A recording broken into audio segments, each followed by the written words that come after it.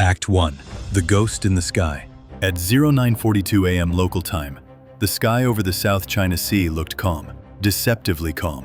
Far below, fishing boats traced the contested waters around Scarborough Shoal, a reef claimed by China, watched by the Philippines, and closely monitored by the United States. But above the clouds, a ghost was moving silently. The B-2 Spirit, one of only 19 operational stealth bombers in the entire U.S. arsenal, was making its return from a classified long-range mission. To the naked eye, it was invisible. To radar, it registered no larger than a pigeon, but to every adversary in the Pacific, its presence was unmistakable. The B-2 was more than a bomber. It was a flying nuclear deterrent, a 172-foot wide wing of carbon composites, designed to slip undetected past the most advanced defenses. Its payload, 40,000 pounds of bombs or missiles, gave it the striking power of a small nation's entire air force. And that morning, it was exactly where China did not want it, passing over Scarborough Shoal, 120 nautical miles from the Philippines. To Washington, the Spirit was in international airspace. To Beijing, it was an intruder inside Chinese claimed territory. The stage was set for confrontation. Act 2. The Chinese launch. Inside a fortified coastal bunker, operators hunched over the glowing green wash of radar screens. For minutes, the displays had shown nothing but sea clutter. Then, a blip, faint, almost imperceptible, 0.1 square meters in radar cross-section. The operators knew what that meant. B-2, one of them whispered. China's HQ-19 interceptor battery was activated. Range, over 150 miles. Speed, Mach 14, 10,700 miles per hour. Warhead, 400 pounds of fragmentation steel, designed to shred anything that dared fly above 30,000 feet. Purpose, one mission only, kill stealth aircraft. The order was given. The launch shook the ground. A pillar of fire screamed into the sky.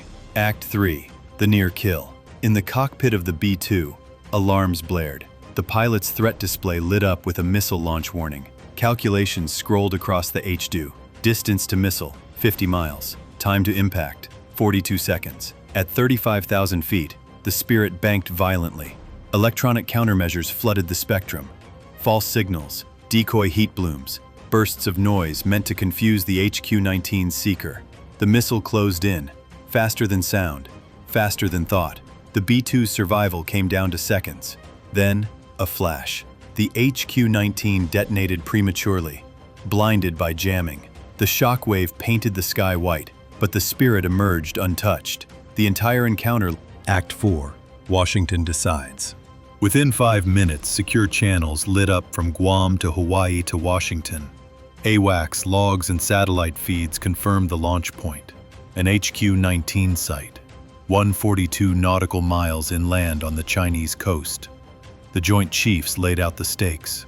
Losing one B-2 would cripple 10% of the stealth bomber fleet. Cost, $2.1 billion, gone in flames. Strategic shock, immeasurable. By 9:57 a.m., the President authorized Operation Iron Dagger, a limited precision strike to destroy the missile site. The orders were clear: obliterate the HQ-19 battery, blind its radar, collapse its command bunker, and do it all without triggering a wider war. Act 5. The Iron Dagger Strike Package. The strike force assembled was worth more than the GDP of some nations. 2 B-2 Spirits, Nightfall 1 and 2, carrying 16 GBU-31 JDAM penetrators, 2,000 pounds each, accurate to within 10 meters. 2 F-35Cs armed with AGM-88G anti-radiation missiles, capable of killing any radar that dared to activate. 2 KC-46 Pegasus tankers to fuel the bombers for their 6,000-mile round trip. FA-18E Super Hornets launching 32 MAL decoys, spoofing radar with fake bomber signatures. EA-18G Growlers to blanket Chinese communications with electronic noise. Total assets: $6 billion in stealth aircraft, 80,000 pounds of precision ordnance, and 1 million pounds of jet fuel. At 2:03 a.m. local time, August 13th, the strike force crossed the commit line. Act 6. The 88-second strike. Chinese radar screens lit up with chaos. Mao decoys appeared as entire bomber wings. HQ-9 and HQ-22 launchers swiveled east, tracking ghosts. The real threat, the B-2 spirits, slid in from the southwest, unseen.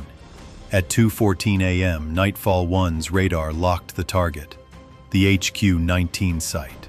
Weapons release. The first J-dams obliterated the 60-foot radar dome. The next wave slammed into the launchers, igniting solid fuel boosters in a chain of fireballs. The last pair punched deep into the command bunker, detonating consoles, servers, and steel walls from within. The attack lasted 88 seconds. The HQ-19 battery ceased to exist. Act 7.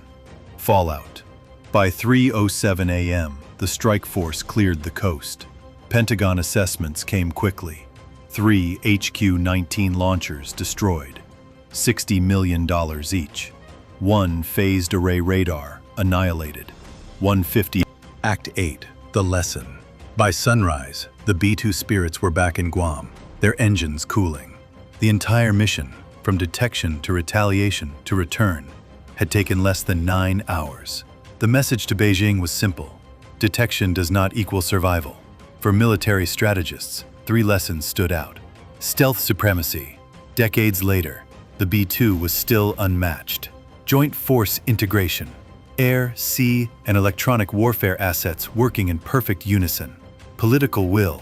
A decisive immediate response under immense pressure. The Scarborough incident was over in a single day, but its consequences would echo for years. The next time a hostile radar locked onto an American aircraft, no adversary would doubt the certainty of the response.